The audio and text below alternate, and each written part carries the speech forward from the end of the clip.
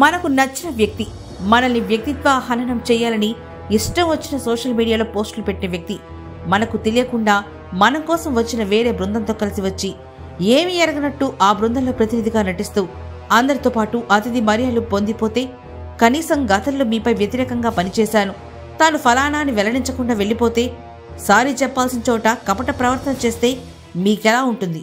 అటువంటి వ్యక్తి ఎదురుపడితే మీరేం చేస్తారు? గుర్తుపట్టలేకపోయినందుకు బాధపడతారా? వెక్కిరించి వెళ్లి వెంటపడతారా? వారి పాపన వారే పోతారని వదిలేస్తారా? అక్షరాల ఇలాంటి సంఘటన ఏపీలో జరిగింది. ముఖ్యమంత్రి చంద్రబాబు నాయుడు మంత్రి లోకేష్ కు ఇలాంటి సందర్భం ఎదురైంది. దాదాపు దశాబ్ద కాలంగా తనకు వ్యతిరేకంగా అత్యంత దారుణమైన ట్వీట్లు చేసిన వైసీపీకి చెందిన ఓ వ్యక్తి నిన్న లోకేష్ ముందు ప్రత్యక్షమై ఏమీ ఎరగనట్టు మర్యాదలు. నమస్తే, నా పేరు శ్రీరామ్. మీరు చూస్తున్నది తెలుగు వన్. మీకు నచ్చని వ్యక్తి ఎదురుపడితే ఆ వ్యక్తిని మీరు గుర్తుపట్టలేని పరిస్థితుల్లో ఆయన మీ ఇంటికే వచ్చి మీ ముందే మీ అతిథులతో పాటు కూర్చొని మీ మర్యాదలన్నీ పొందితే, తదుపరి ఆ విషయం మీకు తెలిసాక మీ మనసు ఎలా ఉంటుంది? తెలిసినప్పుడు మీ పరిస్థితి ఏమిటి? ఈ ప్రత్యేకమైన ఈ పరిస్థితి మీద ఈరోజు మనం డిబేట్ చేసుకోబోతున్నాం. ఈ అంశం మీద ఇప్పటికే రాష్ట్రం అంతా పెద్ద చర్చ జరుగుతూ ఉంది. ఈరోజు ఈ అంశం మీద మన అతిథి సువేరా గారితో చర్చిద్దాం. ఆయన ఏమంటారో తెలుసుకుందాం. నమస్తే. ఇప్పుడు రాష్ట్రంలో జరుగుతున్న పరిస్థితి తెలుసు మీకు. నిన్నటికి నిన్న లోకేష్ గారు ఒక సమావేశం ఏర్పాటు చేశారు. ఆ సమావేశంలో ఒక కంపెనీ నుంచి ఒక బృందం అంతా వచ్చారు. అది చాలా ఇంటర్నేషనల్ కంపెనీ. అది ఒక ఒప్పందం చేసుకోవడానికి వచ్చారు. ఆల్రెడీ ఇంతకుముందు కూడా వాళ్ళు గవర్నమెంట్తో ఈ ఒప్పందాల గురించి ప్రామిస్ చేసుకొని ఉన్నారు. అది ఫాలోఅప్ కోసం మీటింగ్ లాగా ఉంది. అయితే అంత పెద్ద కంపెనీ, అంటే పేరు సిస్కో, అంత పెద్ద కంపెనీ వస్తే వాళ్ళకి జనరల్గా మర్యాదలు జరుపుతారు. పెట్టుబడులతో వచ్చే వాళ్ళని గవర్నమెంట్ ఏ స్థాయిలో చూడాలో ఆ స్థాయిలో వాళ్ళు రిసీవ్ చేసుకున్నారు. అయితే అనుకోకుండా అందులో వచ్చిన ఒక వ్యక్తిని తర్వాత పెద్ద చర్చనీయాంశం అయ్యాడు. కారణం ఏమిటో మీకు తెలుసు. మీరే దాన్ని ఓపెన్ చేస్తే బాగుంటుంది ఇష్యూని. శ్రీరామ్ గారు, కొద్దిగా ప్రస్తుతం గత 9 నెలలుగా జరుగుతున్నటువంటి చాలా అంశాల మీద, ఆంధ్రప్రదేశ్ రాష్ట్రంలో జరుగుతున్న అంశాల మీద తరచుగా మాట్లాడుతూనే ఉన్నాం. నాకు కూడా ఒక రకంగా ఏమిటంటే అంతరాత్మ సాక్షిగా నీకెందుకు, నీకు అంత అవసరమా అని అనిపించేటట్టు, అసలు మాట్లాడవద్దు అనిపించేటట్టు కూడా నాకు చాలాసార్లు అనిపించింది. వదిలేద్దాము, ఎందుకు అనవసరం, వాళ్ళ పద్ధతిలో వాళ్ళు వెళ్తున్నారు, కంఠశోష తప్పించి ఉపయోగం ఏమీ లేదు. ఎవరికాళ్ళు బరిదెగిచ్చేసి ఎట్టా పెడితే అట్టా. ఇప్పుడు ఒక సామెత ఉంటుంది, ఆవు గట్టును మేస్తే, ఆవు చేలో మేస్తే దూడ గట్టును మేస్తుందా అని. ఇప్పుడు అక్కడ ఎమ్మెల్యేల పరిస్థితి అట్టాగే ఉంది. ఇప్పుడు అధినాయకత్వం పార్టీ, తెలుగుదేశం పార్టీ అధినాయకత్వం పరిస్థితి కూడా అలాగే ఉంది. మీలాంటి విఘ్నులైన జర్నలిస్టులు సమాజహితం కోరి ఏదన్నా మాట్లాడినా, నాలాంటి వాళ్ళని దానికి స్పందించి ఏదో తెలిసింది, నాకు తోసింది నేను చెప్పినా కూడా అది అసలు ఎవడో దాన్ని స్వీకరించేవాళ్ళు లేరు. స్వీకరించకపోగా వాళ్ళ భజన బృందాలు ఉంటాయి కదా, సోషల్ మీడియా సైకోలు ఉంటారు కదా, వాళ్ళు ఇష్టానుసారం కామెంట్లు చేయడం ఇవన్నీ జరుగుతూ ఉన్నాయి. ఇప్పుడు మనం మంచి మాట్లాడినా బూత్గానే ఉంది శ్రీరామ్ గారు. రాష్ట్రానికి సంబంధించి ఇది బాబు తప్పు జరుగుతుందని చెప్పడం కూడా తప్పుగానే అనిపిస్తుంది వాళ్ళకి. చాలామంది దాన్ని స్వీకరించడం, మా ఇష్టానుసారం మేము బరిదెగిచ్చి చేస్తాం, మాకేంటి ఎదురు అన్న పరిస్థితిలోనే వాళ్ళది ఉందేమో అని అనిపిస్తుంది. అంటే వాళ్ళకి వేరే ఏదన్నా ఇన్ఫర్మేషన్ ఉందేమో, తర్వాత ఇది ఆ విషయం మీకు తెలియదనేమని అనుకుంటున్నారా? దూడ తాడి చెట్టు ఎందుకు ఎక్కావంటే దూడ మేత కోసం అన్నట్టు సమర్థించుకోవచ్చు, వాళ్ళు ఏమైనా సమర్థించుకోవచ్చు శ్రీరామ్ గారు. కానీ మీరు ఇప్పుడు దానికి భయపడుతున్నారా? అంటే భయం అంటే మాట్లాడే ఉపయోగం ఏంటి? అనవసరంగా రోజు మాట్లాడి నాకు సిగ్గుసారం ఆత్మగౌరవం ఉంటుంది కదా, మాట్లాడి అవతల మనిషికి ఉపయోగం లేనప్పుడు ఇంత మాట్లాడే ఉపయోగం ఏంటి? ఇప్పుడు కొంతమంది ఏమంటారు, నీకు హైదరాబాద్లో కూర్చొని నీకేంటి మా రాష్ట్రం గురించి అనేవాళ్ళు తెలుగుదేశంకి సంబంధించిన ఈ భజన బృందాల వాళ్ళు ఉన్నారు. సరే, మీ రాష్ట్రం మీరు సంఘనాకపోండి, మాకేంటి? కాకపోతే ఏంటంటే పుట్టి పెరిగాము, రాష్ట్రం మీద మమకారం. ఆ తెలుగుదేశం పార్టీలో చిన్నప్పటి నుంచే అది ఒక బాండేజ్ ఉండటం వలన ఆ పార్టీ అధికారంలో ఉంది కాబట్టి పార్టీ బాగుండాలి అనే ఉద్దేశంతో మాట్లాడతాం తప్పించి ఆ రాష్ట్రం బాగున్నా బాగోపోయినా నాకు వచ్చే నష్టం లేదు, లాభం లేదు. అది కరెక్టే. ఇప్పుడు 5 ఏళ్ళకు ఒకసారి ఎలక్షన్స్ వస్తాయి. ఈ 5 ఏళ్ళు ఎవరు ఏమీ మాట్లాడకుండానే ప్రభుత్వాలు పాలిస్తుంటాయా? అట్లా ఉంది వాళ్ళ పరిస్థితి.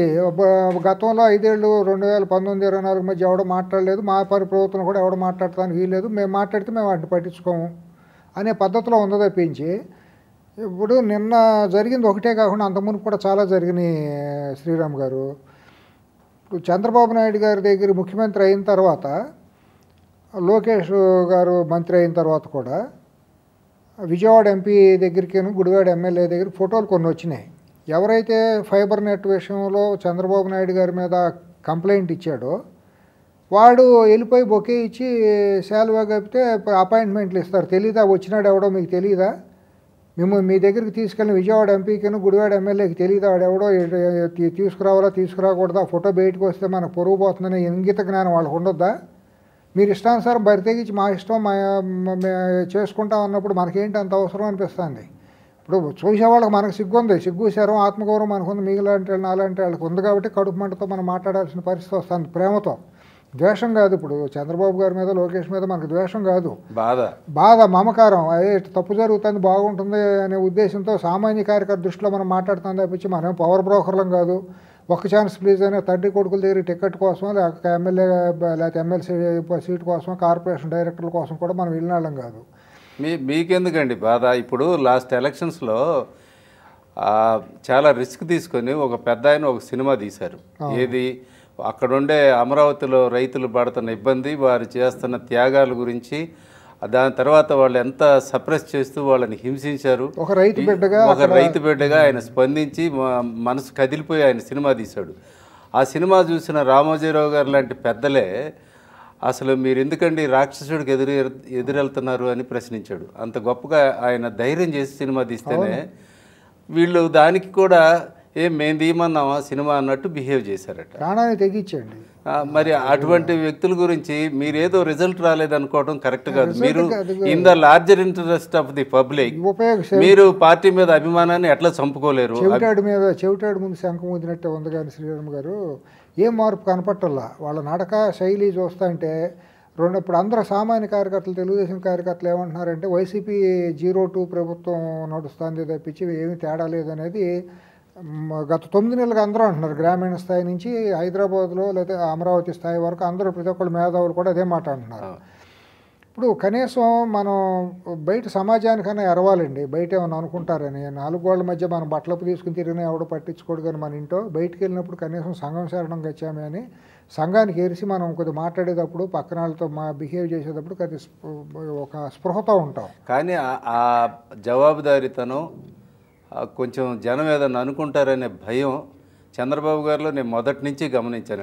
ఆయనకి అది ఉంది, ఎప్పుడు ఉంది, ఆయనకి ఉంది. భయస్తుడు, విపరీతమైన భయస్తుడు. 10 మంది ఏమైనా చూస్తారేమో. దాని మీద కూడా మన పత్రికల్లో పెద్దోళ్ళు రాశారు కదా, మిత్రులు ఆయన భయస్తుడు, పిరికోడు, ఆయన పరిపాలన మారట్లేదు అని కూడా రాస్తున్నారు కదా. ఈనాడు ఆంధ్రజ్యోతి బహిరంగంగా మాట్లాడుకోవచ్చు కదా, వాళ్ళు కూడా సద్విమర్శలే అనుకోవాలి.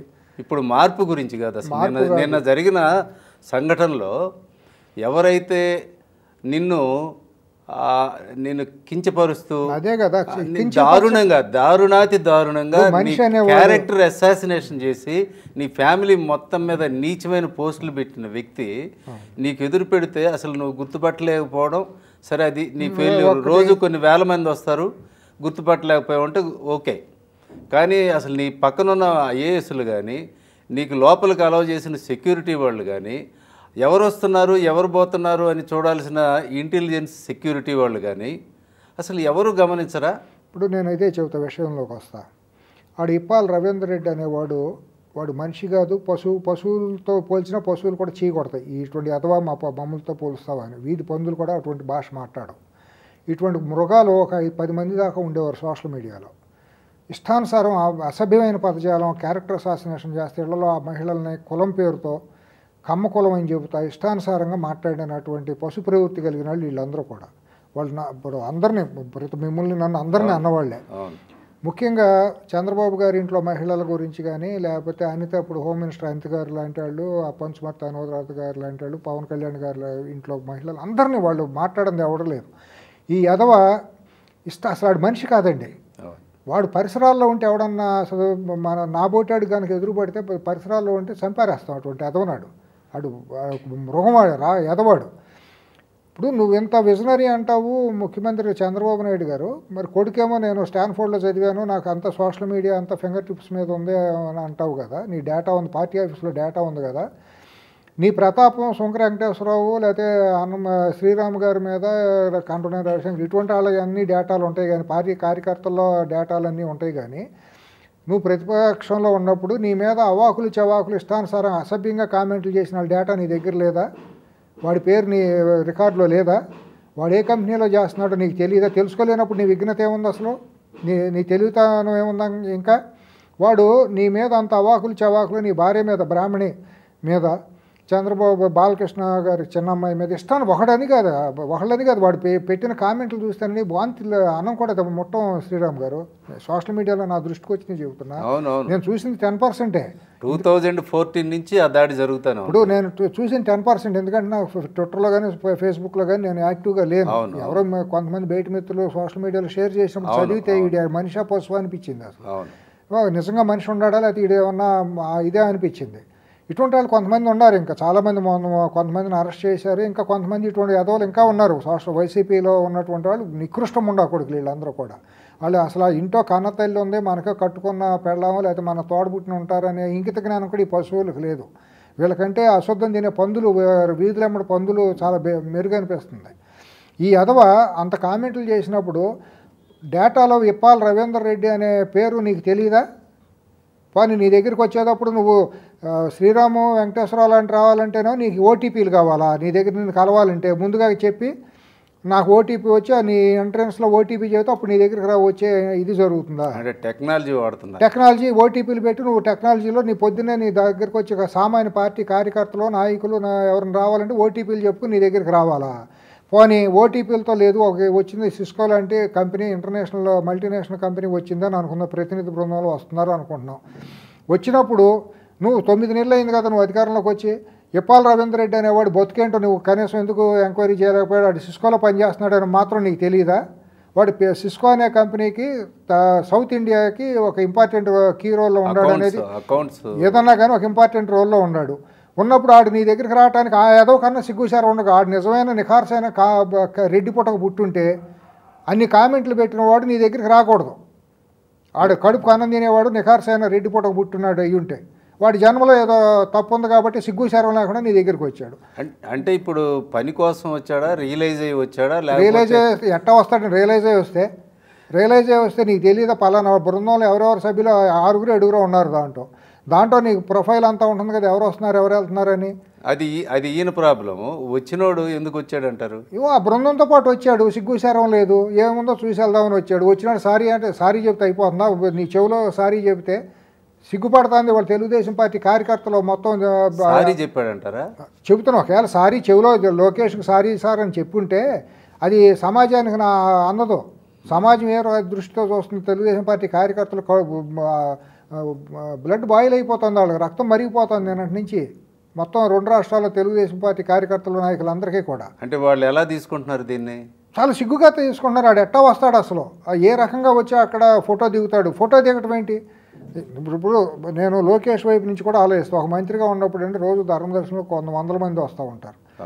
ఎవరు వచ్చారు ఎవరు వెళ్ళారని మనం గమనించలేం. ఒక కంపెనీ నుంచి ప్రతినిధి బృందంగా వచ్చినప్పుడు దాంట్లో మంచి వాళ్ళు ఉండొచ్చు, చెడ్డాళ్ళు ఉండొచ్చు, వ్యక్తి మీద ప్రతి మనిషి మీద రకరకాల ఆరోపణలు ఉండొచ్చు, మంచి చెడు రెండేపులా ఉంటాయి. కానీ ఈ వెళ్ళినాడు సామాన్యమైన టెర్రరిస్టుల కంటే దారుణమైనాడు కదా. టెర్రరిస్ట్ అంటే తుపాకులు పట్టుకుని ఈ బ్లేడ్ బ్యాచ్ లాంటి కంటే కూడా దారుణమైనాడు వీడు. అంత నికృష్టం ఉండా కొడుకేడు.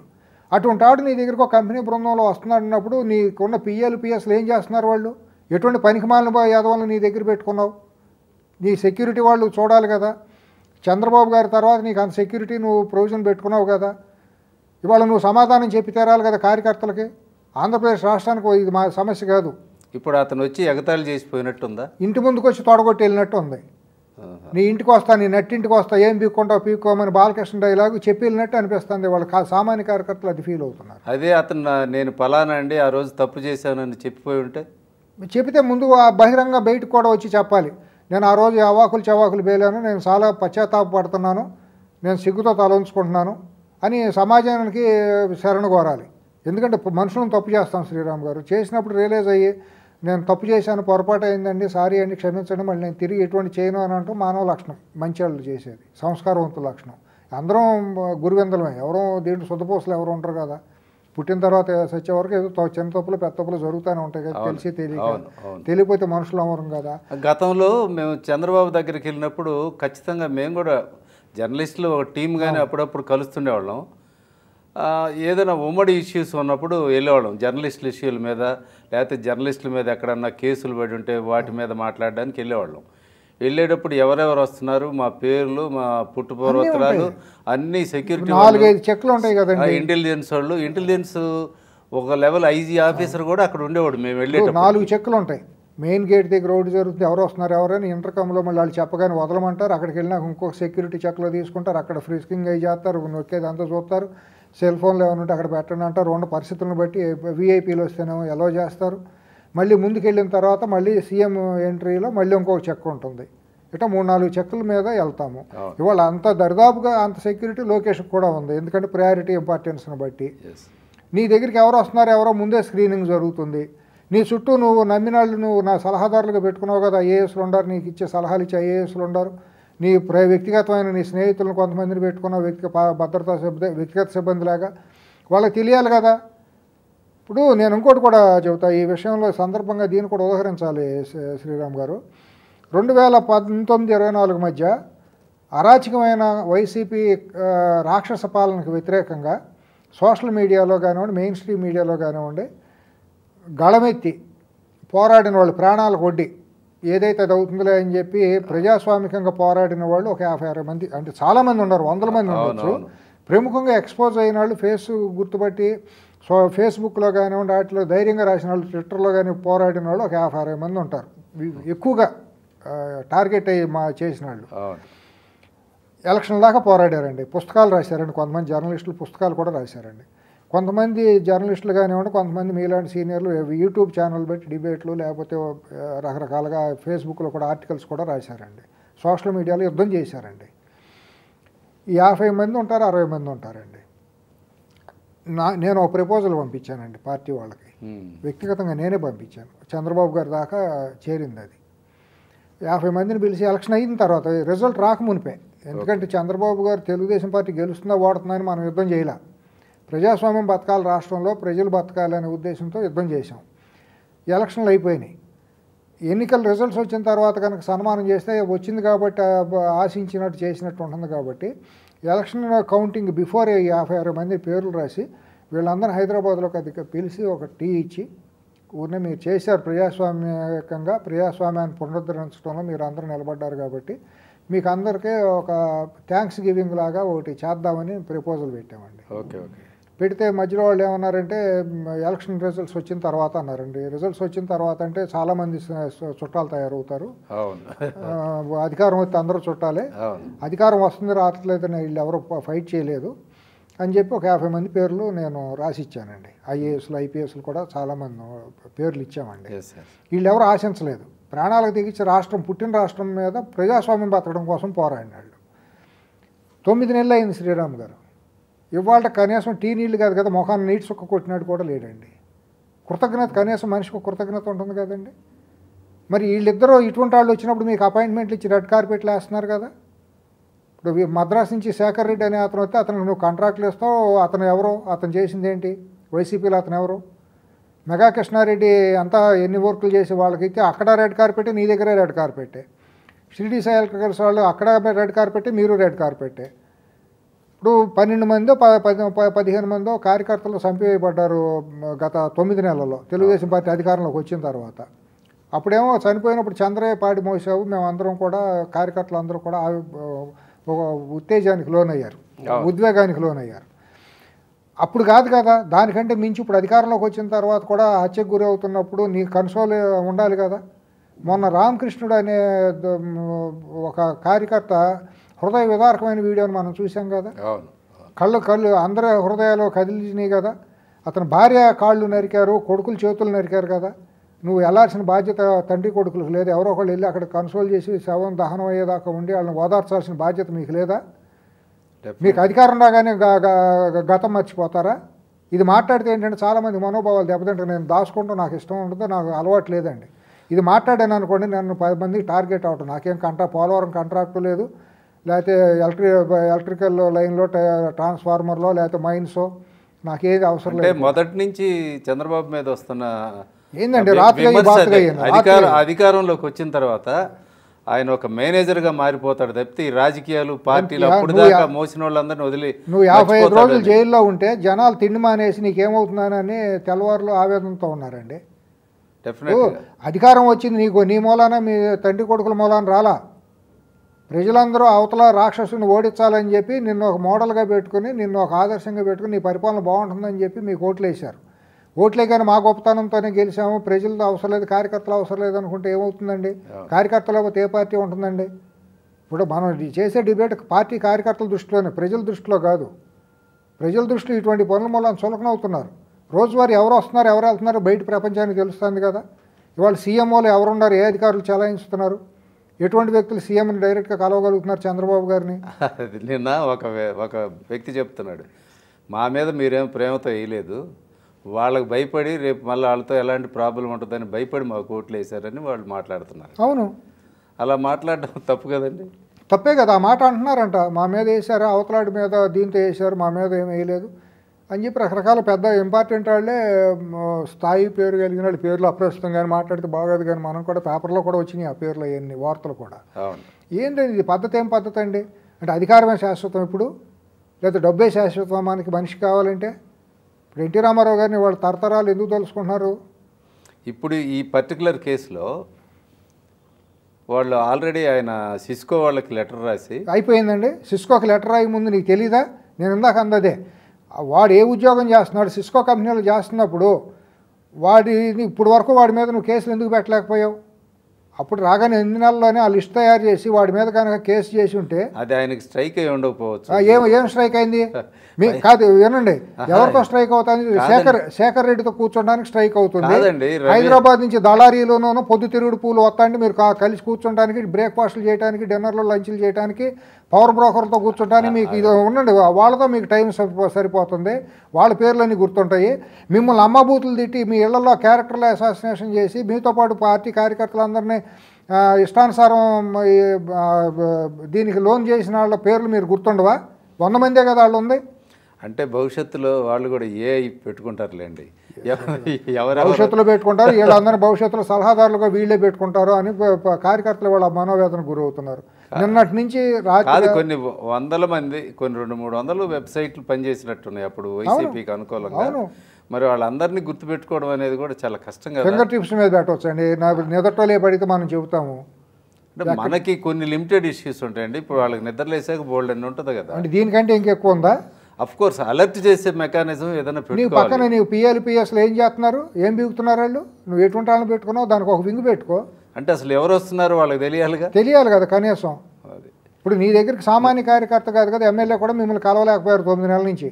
ఇవాళ ఎవరెవరు కలుస్తున్నారు, ఎవరెవరు పోతున్నారు అనేది ఆయన వెల్ విషర్స్ అనే వాళ్ళకి కొంతమంది కన్నా తెలిస్తే, ఎవరు వస్తున్నారు ఎవరు వెళ్తున్నారు మనకు తెలుసు.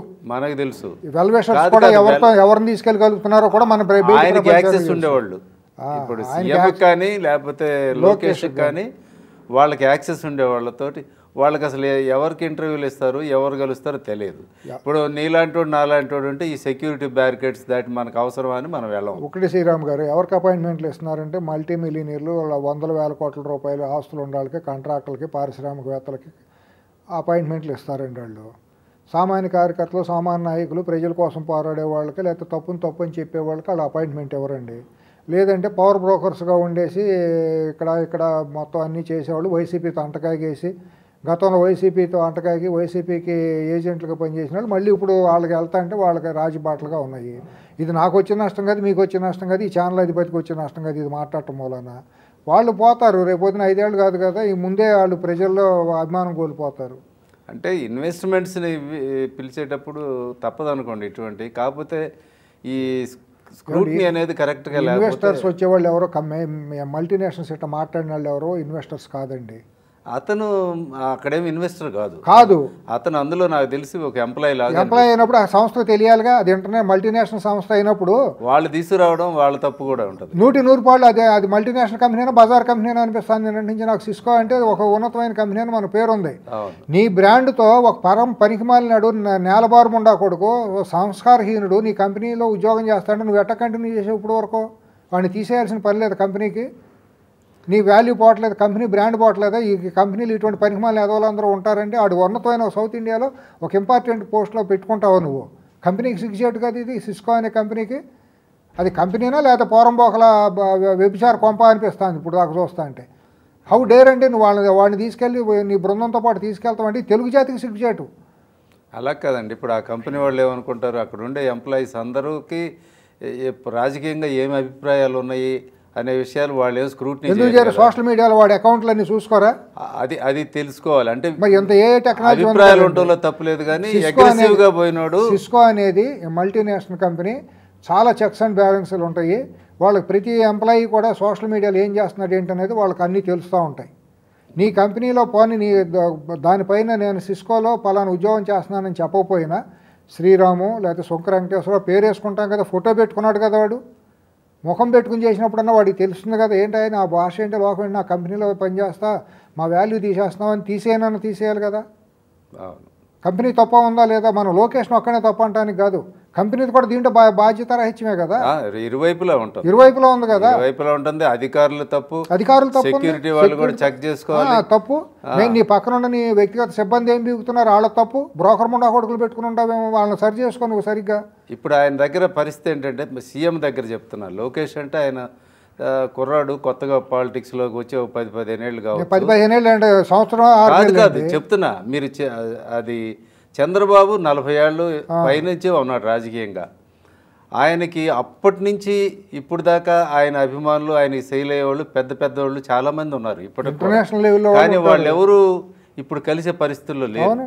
ఎందుకంటే ఇప్పుడు వచ్చిన ఆఫీసర్లు, ఇప్పుడు వచ్చిన సెక్యూరిటీ వింగ్స్, ఇప్పుడు అక్కడ అపాయింట్మెంట్లు ఇచ్చేవాడికి ఎవరికి అసలు ఎవరెవరు అనేది వాళ్ళకి ఎవరు తెలియదు. ఇప్పుడు నేను చెబితే బాగోదండి ఈ సందర్భంగా, చంద్రబాబు గారు అపాయింట్మెంట్ కావాలంటే లక్షలు ఇస్తే మేము ఇప్పిస్తామని చెప్పే బ్రోకర్లు తయారయ్యారు అనేది బయట వినపడుతుందండి ఇప్పుడు. ఎందుకంటే నేను బ్రోకర్లు కాదులేండి, నాకు తెలిసి ఇదే ఈ కంపెనీ ఇన్వెస్ట్మెంట్స్ తాలూకు వాళ్ళు. కాదు అక్కడ కొంతమంది దళారీలు, నేను ఆ పేర్లు ఉదహరిస్తే బాగోదు. నా వీడియోని చూసుకుని ఇంటెలిజెన్స్ వాళ్ళు కనుక చెప్తే నేను ఆ పేర్లతో సహా చెబుతాను. వాళ్ళు కనుక ధైర్యం ఉండి చేయమని చెబుతాను. ఇదేం తిరుపతి కాదు కదండి, తయారైంది బ్లాక్ టికెట్లు తయారైంది. నిన్న మనం ఒక పవర్ సెక్టార్ గురించి మనం మాట్లాడాం, పవర్ దాని గురించి మాట్లాడాం, కొన్నే మాట్లాడాం, అన్ని విషయాలు మాట్లాడలేకపోయాం. ఎందుకంటే మన దగ్గర చాలా ఉంది చెప్పాల్సింది. చెబితే కన్ను మంది ఏలు మంది కడుపు చూసుకుంటే కాళ్ళ మీద పడుతుందని. మనం పార్టీ అధికారంలోకి రావాలని ప్రయత్నం చేసిన వాళ్ళం, కష్టపడిన వాళ్ళం. కష్టపడటం అంటే మన మూలానే వచ్చిందని చెప్పటంలా, ఉడతా భక్తిగా మనలాంటి వాళ్ళు అందరం చేసిన వాళ్ళం. బాగుండాలని తప్పులు జరుగుతున్నాయి ఎత్తి చూపుతాం. చెవిలో చెప్పడానికి అవకాశం లేదు కాబట్టి బయటకు వచ్చి మైక్లో చెప్పాల్సిన పరిస్థితి వస్తుంది. అంటే నాకు ఒక ఫీడ్బ్యాక్ వచ్చింది, మీరు పవర్ సెక్టర్ సబ్జెక్ట్ తెచ్చారు కాబట్టి చిన్న విషయం చెప్తా. అందులో మనం ఎవరినైతే వీళ్ళందరూ వైసీపీ మనుషులు, వైసీపీ ప్రభుత్వంతో అంటగాగిన వాళ్ళు, వాళ్ళందరూ మళ్ళీ కంటిన్యూ అవ్వాలని చూస్తున్నారని ఎవరినైతే అన్నామో, వాళ్ళందరూ అంతకు ముందు నుంచే చంద్రబాబు పాలనలోనే వాళ్ళంతా పర్మిషన్లు తీసుకొని చంద్రబాబుతో పాటు సెయిల్ అయ్యి ఆయన ఆశీస్సులతో ఈ కంపెనీలు పెట్టుకునేవాళ్ళట. ఆ లాస్ట్లో వచ్చాక మళ్ళీ జగన్ ప్రభుత్వం వచ్చాక వాళ్ళు ఇవన్నీ ఆపేస్తుంటే మళ్ళీ వాళ్ళ కప్పాలు కట్టి వాళ్ళు నిలబెట్టుకున్నారట. మళ్ళీ వాళ్ళు ఇప్పుడు ఎగైన్ మళ్ళీ చంద్రబాబు వచ్చాడు కాబట్టి వాడు సర్దుకొని పని చేసుకుంటున్నారు. ఇప్పుడు చెప్పండి వీళ్ళు ఎవరి అభిమానులు అని నిన్న ఒక జర్నలిస్ట్ మిత్రుడు చెప్పాడు, ఇది ఫీడ్బ్యాక్ కింద చెప్పాడు. సరే నీ అంత డీటెయిల్స్ నాకు తెలియదు, కానీ మాకు తెలిసినవి మాత్రం కొన్ని ఉదాహరణలు ఉన్నాయి, వాటితో సహా చెప్తాం. ఎవరెవరు ఎక్కడెక్కడ ఎంతెంత కరప్షన్, ఎవరికి 1000 గజాల స్థలం ఎవరు ఏ కంపెనీ వాళ్ళు ఎవరిచ్చారు, ఎవరి భార్యల పేర్ల మీద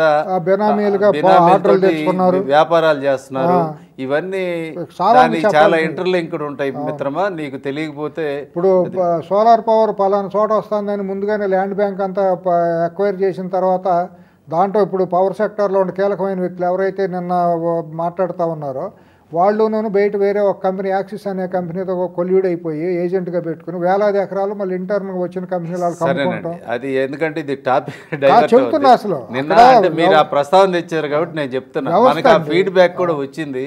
ఇప్పుడు వాళ్ళు ఏంటంటే మనకేదో ఇన్ఫర్మేషన్ లేదనే అభిప్రాయంలో వాళ్ళు ఉన్నారు. వాళ్ళ దగ్గర మించిన అది ఇన్ఫర్మేషన్ మన దగ్గర ఉందండి. పదే పదే చెప్పి కూడా బ్రాహ్మడు నల్లమేక అన్న ఒక కథలాగా అయిపోతుందని మనం కూడా అన్ని గుమ్మనంగా ఊరుకుంటున్నాం. మనకి ఎందుకులో అనవసరం వాళ్ళ తిప్పలు పడతారులే అని. నిన్నటిది సోషల్ మీడియా రోరింగ్ అండి. కార్యకర్తలు అందరూ కళ్ళనీళ్ళు పెట్టుకుని బాధపడ్డారండి. ఎందుకంటే వాళ్ళు అంత సెన్సిటివ్గా ఫీల్ అయ్యారండి. హానెస్ట్గా పనిచేసే వాళ్ళు పార్టీ కోసం వాళ్ళు పదవులు ఆశించి చేయలేదండి. అవునవును. అందరూ ఏంటిది మేము సిగ్గుతో తలంచుకుంటున్నాం, ఇదేంటిది అసలు దుర్మార్గం అని చెప్తే కొంతమంది సమర్థించుతో దాన్ని కాదు ఏదో మార్ఫింగ్ చేశారు అది ఇది అని చెప్పి కొంతమంది లోకేష్ అనుకూలమైన వాళ్ళు దాన్ని ఏదో మసిపూసి మారేడికాయ చేయాలని చూశారు. కానీ అది ఆగల. చాలా తీవ్రంగా ప్రకంపనలు వచ్చినాయి. నిన్న కొన్ని మెయిన్ స్ట్రీమ్ మీడియా ఛానల్లో కూడా డిబేట్లో పార్టిసిపేట్ చేసిన వాళ్ళు కూడా వాళ్ళ బాధను వెలగెక్కారు. 9 నెలల నుంచి కనీసం చంద్రబాబు గారిని లోకేష్ని కలవటానికి ఎవరికి అపాయింట్మెంట్లు లేవండి. కొంతమందికి ఊరిని ఎట్టాలి అటు కలిసి వచ్చేస్తున్నారండి. ఏది ఎట్ట అవుతుందండి? నేను చెప్పిన 50-60 మంది పేర్లు కూడా ఊరిని ఉదహరిస్తాను. నేను ఆ రోజు రాసిన పేర్లు అన్నీ నేను గడగడ చెప్పలేను. కానీ సమయభావంతో ఛానల్స్ పెట్టి చేసిన వాళ్ళు వీళ్ళందరూ ఇప్పుడు కందుల రమేష్, ఆల్పాటి సురేష్, మన రఘురామకృష్ణరాజు గారు అప్పుడు ఆయన రచ్చబండ పెట్టి చేశారు. ఏబి వెంకటేశ్వరరావు ఆయన ఇన్స్పిరేషన్ ఉంది. సుబ్రహ్మణ్యం గారు, ఎల్వి సుబ్రహ్మణ్యం గారు, నిమ్మగడ్డ రమేష్ గారు, రాజనీతి సురేష్, కలూరు సురేష్, తర్వాత మా కంటోనేని రవిశంకరు, మన మూర్తి, TV5 మూర్తి, జర్నలిస్ట్ మూర్తి ఆయన మిత్రుడు, అంటే సాంబశివరావు దాంట్లో డిబేట్ చేశాను ఆయన, వెంకటకృష్ణ మన ఏబిఎన్లో వెంకటకృష్ణ, ఇట్లా అందరూ మీలో ఇప్పుడు చాలామంది ఇంకా జర్నలిస్టులు డైరెక్ట్ రోజు ఒక యుద్ధంగా ప్రకటించారండి సోషల్ మీడియాలో, ట్విట్టర్లో. ఇప్పుడు డిబేట్లో వచ్చి అడుసుమిల్లి శ్రీనివాసరావు, అప్పసాని రాజేష్, ఇట్లా చాలామంది వీళ్ళందరూ కూడా పేర్లు అంటే సమయబద్ధ యూట్యూబ్ ఛానల్లో కూడా మించి ఇప్పుడు స్వాతిరెడ్డి అని ఒక అమ్మాయి విదేశీ ఎన్ఆర్ఐగా ఉంటా ఆ అమ్మాయి చేసిన సాహసోపేతమైన యుద్ధం. ఆ అమ్మాయిని పిచ్చిబూతులు తిట్టారండి అసలు. యాష్ అనే కుర్రాడు వాళ్ళ తల్లిదండ్రులు కూడా అనారోగ్యంగా ఉంటే చూసుకోలేని పరిస్థితుల్లో వచ్చారు. అమెరికాలోనూ ఎక్కడెక్కడ ఉంటే వాళ్ళు కనీసం ఇక్కడికి వస్తే పంపించడానికి తల్లిదండ్రులు అనారోగ్యంతో చూడలేని పరిస్థితుల్లో అక్కడ ఉండి వాళ్ళు యుద్ధం చేశారు. ఇక్కడ కొంతమంది జర్నలిస్టులు ఓన్లీ పోస్టులు షేర్ చేశారని వాళ్ళ మీద ఎక్కడ పడితే అక్కడ రాష్ట్రంలో ఎక్కడ పడితే అక్కడ కేసులు పెట్టి చాలామంది జర్నలిస్టులను ఇబ్బంది పెట్టారు, అరెస్టులు చేశారు. వాళ్ళ కేసులు ఇంతవరకు ముట్టుకోరండి. అమరావతి మహిళలు బట్టలు చింపుకున్నారు, లాఠీ దెబ్బలు తిన్నారు, అవహేళనకు గురయ్యారు. ఇవాళ నువ్వు కేబినెట్ తీర్మానం పెట్టి నువ్వు సోషల్ మీడియా పోస్టులోనూ అటువంటి అమరావతి రైతుల మీద పెట్టిన కేసులు తీసేయడానికి మీకు వచ్చింది నొప్పి ఏంటండి? మీకేం అడ్డం వచ్చిందండి? అసలు న్యాయ సలహాదారులు చెప్పేవాళ్ళు లేరా? కనీసం అది మనం ప్రత్యేకంగా ఇంకో రోజు చర్చిద్దామండి. ఎందుకంటే అమరావతి రైతుల ఇష్యూలో గవర్నమెంట్ ఇన్ డీటెయిల్డ్ ఎంక్వైరీ చేయాలి. ఎందుకంటే ఆ తర్వాత ఆ ఉద్యమాన్ని అణిచివేయడానికి వాళ్ళు వాడింది పోలీసులు కాదు, గోండాలని కడప నుంచి తీసుకొచ్చి గోండాలు కాకి బట్టలు ఎవరు వీళ్ళంతా ఎవరెవరిని తీసుకొచ్చారు? నేమ్ ప్లేట్ లేదు, బ్యాడ్జీ నెంబర్ లేదు. పోలీసులు కాకి బట్టలు వేసి కడప నుంచి గోండాలను తీసుకొచ్చి లాఠీలకు మేకులు కొట్టి వాళ్ళు కులవాడికి కొట్టారు. మహిళలను చీరలు చింపారు, జాకెట్లు చింపారు. ఎంత అమానుషం అండి, ఎంత అమానవీయం అండి ఇదంతా. దాని మీద ఎంక్వైరీ లేదు, ఇంతవరకు లేదు అసలు. అది చర్చిస్తే చాలా 9 నెలలు ఏం చేస్తున్నారండి మీరు? ఏం ప్రోగ్రెస్ అంటే చెప్పండి. ఇన్వెస్ట్మెంట్లు అని ఒకటి ఊరినే పనికిమాలిన మాట ఒకటి తప్పించి లేదులేండి. అది జరగాలి కానీ జరగాలండి. కానీ ఇది మోర్ సెంటిమెంట్ అండి. ఇప్పుడు నేను రాష్ట్రం అభివృద్ధి చేస్తానని చేస్తే తర్వాత ప్రయారిటీ అండి. ముందు కార్యకర్తలను ప్రజలు ఇబ్బందులు గురైన వాళ్ళు వాళ్ళ ఉపశమనం కలగజేయండి. వాళ్ళు ఇంకెన్ని సంవత్సరాలు ఎన్ని నెలలు ఆగాలండి? కేసులు అన్యాయంగా పెట్టిన కేసులు విత్డ్రా చేయడానికి మీకేంటండి 9 నెలలు ఎందుకు పడుతుందండి? చెప్పారుగా మీరు, వెంటనే అన్ని హడావుడి చేసేస్తే ఏదో కక్ష సాధింపులాగా ఉంటుంది. అంటే వాళ్ళు చేసిన పని మనం చేస్తే కేసులు తీసేయడానికి కేబినెట్ తీర్మానం పెట్టి తీసేయడానికి మీకు కక్ష సాధింపు అవుతుందా? అమరావతి మహిళల మీద పెట్టింది, రైతుల మీద పెట్టింది కేసులు తీయటం ఒక కక్ష సాధింపు అవుతుందా? జర్నలిస్టుల మీద, మీలాంటి జర్నలిస్టుల మీదనూ ఇతరుల మీద అన్యాయంగా పెట్టిన కేసులు, సోషల్ మీడియాలో పెట్టిన కేసులు తీసేయటం కక్ష సాధింపు అవుతుందా? కాదులేండి. అవును. మరి ఎందుకు చేయలేకపోతున్నారు ఇది? మీరు కార్యకర్తలను చంపుతా అంటే మీరు వెళ్ళి ఓదార్చలేని పరిస్థితిలో అది కక్ష సాధింపు అవుతుందా? బాగాలేదండి. వాళ్ళు సమర్థించుకోవడం బాగాలేదు సార్. ఇది శ్రీరామ్ గారు, నాకు ఆవేశం ఆపుకోలేక మాట్లాడటమే కాదు. ఇప్పుడు జరిగిన ఇష్యూలోనే వాళ్ళ దగ్గరికి ఎవరు వచ్చిపోతున్నారో వాళ్ళకి తెలియని పరిస్థితుల్లో ఉంటే వాళ్ళకి అన్నీ తెలుసు అండి. మనకే తెలుసు, వాళ్ళకే తెలుసు. మీరు అలాగే అంటున్నారా? ఏం చేస్తాం మరి, పరిస్థితి అట్టా ఉంది. కడుపు చూసుకుంటే కాళ్ళ మీద పడుతుంది. నిన్నే తెలిసింది మొన్నటిదాకా వైసీపీకి అనుకూలంగా ఉండడానికి 150 ఎకరాల్లో ఒక మైకానోను క్వార్జీను బీచ్ సిలికా అది కాంట్రాక్ట్ ఇచ్చారు అని చెప్పి ఎట్టా ఇస్తారండి? ఏంటి ఇదంతాను? మీకోసం పడి సచ్చిన వాళ్ళు లేరా? మీకు పార్టీ కోసం డబ్బులు ఇచ్చిన వాళ్ళు లేరా? వాళ్ళు వ్యాపారాలు చేసుకునే వాళ్ళు ఉన్నారు కదా. నేను అనేది పంచేయమంటలా, వైసీపీ వాళ్ళు చేశారు కాబట్టి వాళ్ళ కులాన్ని బట్టో దీన్ని బట్టి వాళ్ళు పంచుకున్నారు కాబట్టి మీరు కూడా అదే రకంగా పంచమని అంటలా. మీరు అందరూ చేరి మీరు వాళ్ళు గత వాళ్ళు మీరు ఇద్దరు చేరి ఒకళ్ళనే పెంచుతున్నారు. రాష్ట్ర సంపదను తీసుకెళ్ళి కొంతమంది కొన్ని కుటుంబాలకు పుట్టో పెడుతున్నారు. ఇది కొన్ని కుటుంబాలకు సంబంధించిన రాష్ట్రం కాదు, ప్రజలకు సంబంధించింది. అందరికీ చేరాలి, ఫలాలు అందరూ సమాజంలో అందరికీ సమానంగా చేరాలి. అర్హత ఉండాలని మీరు కాంట్రాక్ట్లు ఇవ్వండి, అర్హతలు ఉండాలని మీరు ప్రాజెక్టులు ఇవ్వండి. వాళ్ళు ఇచ్చి వైసీపీ కూడా వైఎస్ కుటుంబం వాళ్ళకి ఇచ్చి, నారా కుటుంబం వాళ్ళకి ఇచ్చి, కొన్నిదల కుటుంబం వాళ్ళకి ఇస్తే ఏమైపోతుంది? రాష్ట్రం ఏమైపోతుంది? అడగొద్దు, ఎవరు ప్రజలు అడగరండి. అడిగిన వాళ్ళు పాపాత్ములు అవుతారు, అడిగిన వాళ్ళు విలన్లు అవుతున్నారు వీళ్ళకి. సరే సువేరా గారు, ఇప్పుడు ఈ విషయంలోకి వెళ్తే మనం టాపిక్ అంతా డివైడ్ అది. నిన్న జరిగిన దాని మీద నాకు మార్నింగ్ ఉదయం ఒక మిత్రుడు రోజు ఈ అనాలిసిస్ చేస్తూ ఉంటాడు. ఇవాళ ఏంటయ్యా ఈ సబ్జెక్ట్ మీద ఏమన్నా చేస్తున్నారంటే, వద్దు బాబు ఇప్పటికే వాళ్ళు గగ్గోలు పెడుతున్నారు, అందుకని వాళ్ళు చేయట్లేదు అని చెప్పాడు. ఆ స్థాయిలో ఇది చర్చ జరుగుతోంది. ఏదైనా సరే దీని మీద ఒకసారి గవర్నమెంట్ దీన్ని ఒక లెసన్గా తీసుకొని అయిపోతుందండి. ఎవరు మిత్రులు ఎవరు శత్రువులో వాళ్ళు తెలుసుకొని జాగ్రత్త పడాలని మాత్రమే కోరుకుంటున్నాం. నమస్కారం.